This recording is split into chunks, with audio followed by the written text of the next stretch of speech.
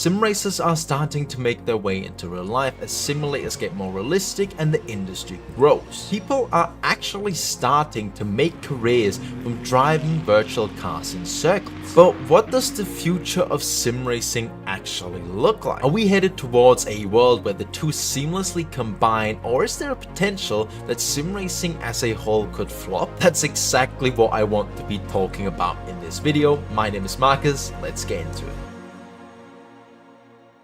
Before we dive into the future, we have to cover the current state of sim racing. The lockdown in 2020 gave a huge increase in player numbers across platforms and games, with simulators like iracing almost doubling their player count within months. Sim racing blew up and reached a whole new audience through initiatives like the F1 Virtual Grand Prix and Le Mans Virtual Series. For people working within the sim racing industry, it was in some ways a fortunate situation. More players meant more attention and more money poured into the industry, which meant more development and more people turning their hobby into their dream job. While I'm not gonna sit here and argue that a global pandemic was a good thing overall, it did have some positive drawbacks. And the sim racing world was one of the few industries that actually benefited from the lockdown due to its rather unsocial nature. But how has the sim racing boom actually held on 5 years on? With data accumulating over time, we're able to look back at it with a way more analytical view. The sim racing industry has more than doubled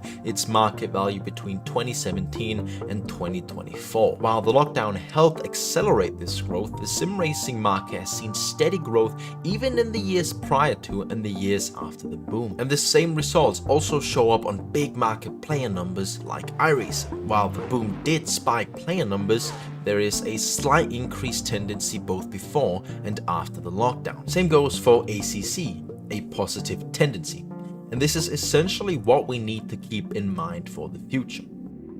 Sim racing has also become a bigger talking point in the real-life racing world in terms of finding talents. As sim racing is a lot cheaper than funding a real-life racing career, a lot more talent actually makes it to the top of sim racing, which some people have started to notice. With competitions and racing teams like Racing Prodigy and Verstappen.com slowly allowing for the best sim racers to test their skills in real-life machinery without having to pay a fortune. This is a really big step in the right direction for sim racing. And while I don't think we'll return to the insanity of having the whole racing world jump onto the sim like we had in lockdown, the fact that we've managed to keep the numbers up and even grow as a community is a good sign of things to come. Now, this is important to keep in mind as we dive into what the future could potentially look like, because it means we can look forward with a positive mindset instead of a negative one. Now, there are three main subjects that I want to dive into when discussing the future, and the first one is future development of simulators and their realism. We can all agree that the simulation and realism is a very important aspect of why we love sim racing. It allows us to immerse ourselves into the racing world and get a taste of what being a race car driver is actually like. That's also why it's important that the major game studios keep on developing their games so we as users can get closer to living out our dreams. But where are we actually headed? To help me answer some of these questions, I've gotten Red Bull's Racing Sebastian Job to help me out. Seb has a lot of experience and knowledge within the sim racing world.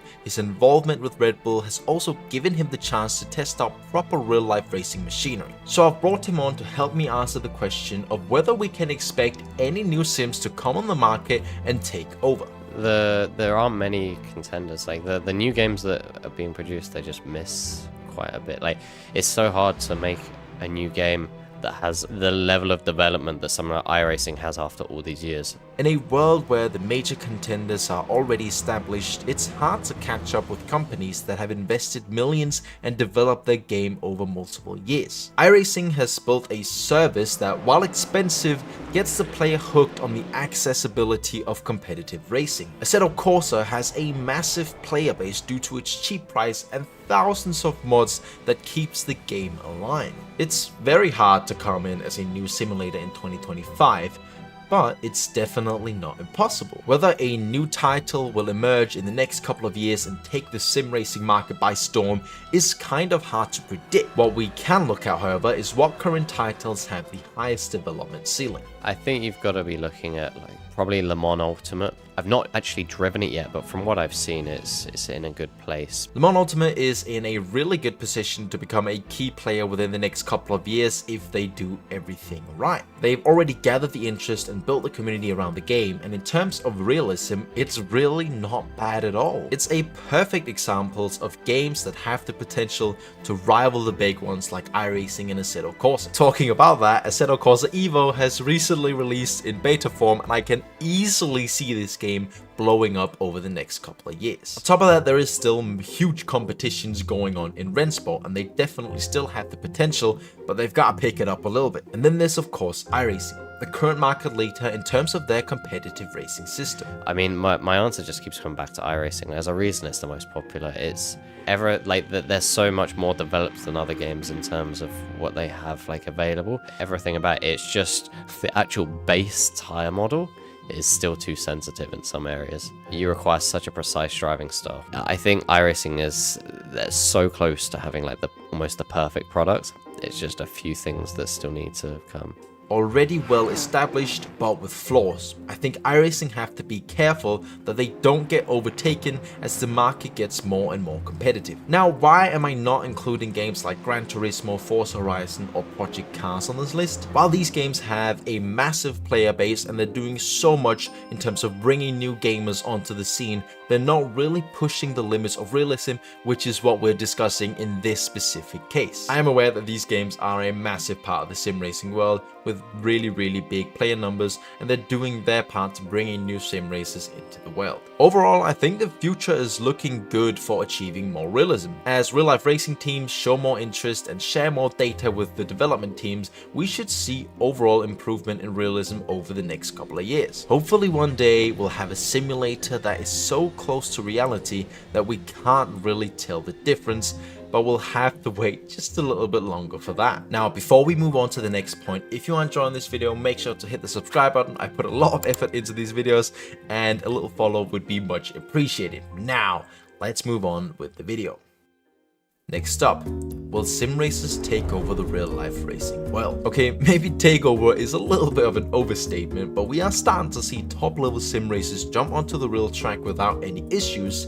In fact, they're doing quite well. If you've watched the Gran Turismo movie, you might know what I'm talking about. It's a movie about Jan Mardenborough, who through a sim racing competition got a racing contract with Nissan. To this day, he still races in GT3 and has achieved a podium finish in the legendary 24 Hours of Le Mans. More recently, we've seen Team Redline driver Chris Lollim jump into a Verstappen.com racer in the GT World Challenge Series, and he's really done an excellent job, qualifying as high as P2 in the first round of the Sprint Championship in front of experienced GT3 racers like Van der Linde, Jordan Pepper, and qualifying just 200s of Maro Engel. There are multiple cases that suggest that top-level sim racing skills can absolutely translate onto the track. While not guaranteed, it's likely that there are many great sim racers out there who, if given the opportunity, could perform very well in a race car. It's just the future. I mean, the cost of becoming a top sim racer can be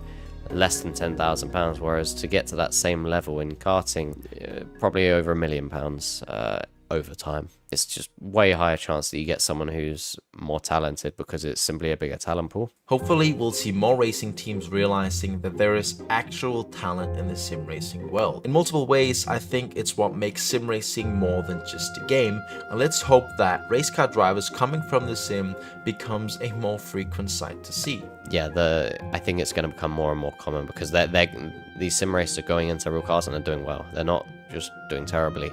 And the really good sim racers, when they get into the cars, they are doing exceptionally well. But are they doing exceptionally well because the stuff you learn on the sim actually translate into real life? I personally think there are many things that translate onto the real life racing track from the sim, but I also think there are things you need to adapt to before you can really start extracting lap time out of the car. The main thing is for me that like my brain has to adjust to the speed. That takes quite a few laps, and in a sim rig, you know, it's not even the G-forces, but in a sim rig your brain doesn't get used to the sense of speed because there is none. It feels a bit weird at first.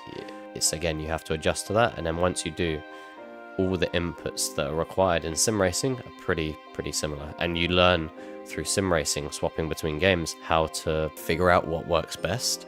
And so you get into the real car and those same things apply, where you have to figure out what's best, and the process of doing that is the exact same. So it's like very applicable. Just to be sure, I also asked our fellow sim racer Seb if he was scared to jump into a multi-million-dollar F1 car. I don't know about other people, but when I got in the real car, there was no fear. It was like excitement. There was no fear. Of course, you don't want to crash the car, so I'm holding back a little bit because I don't want to make a fool of myself until I feel comfortable, and then I start to push. But no, there's no fear. Like, it's just pure excitement, at least for me. And I imagine most sim racers it will be the same, because this is something you live your whole life wanting to do.